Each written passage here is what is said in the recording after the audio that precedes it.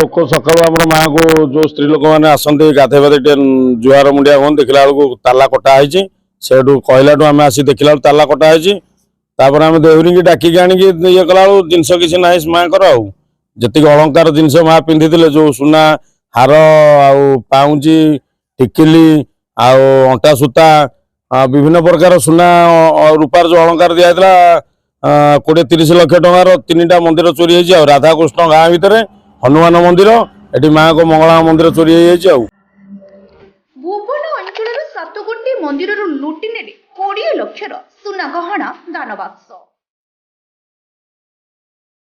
सबुदिन भली आज ग्रामवासी नित्यकर्म सारी ग्राम देवादेवी दर्शन पाई भोर समय पहुंची स्थानीय मंदिर रे किंतु दर्शन करिबे कोन मंदिर अवस्था देखि हतबाक होई जाइथिले ग्रामवासी।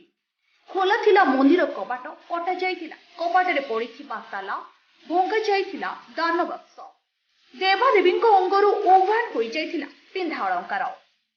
ढेंकानाल जिला भुवन थाना अंतर्गत गड़ नृसिंह प्रसाद पंचायतर समूल ग्रामर 3टी मंदिर पालसपिठिया ग्रामर गोटे दयाना बिल पंचायतर गोटे एवं सुरप्रतापपुर ग्रामर 2 गोटी मंदिर गत विलंबित राति दुर्बृत्त प्राय 20 लक्षर सुना गहना चोरी कर खबर जना पड़ी।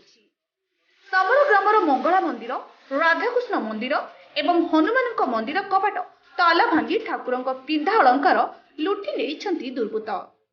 एमितिक ग्रामवासी कहवानुसार मंगला मंदिर में मात्र किछि दिन पूर्व नवकलेबर होइथिला जहापाई ग्रामवासी निज सक्षम अनुसार मंदिर को अनेक गहना दान करथिले।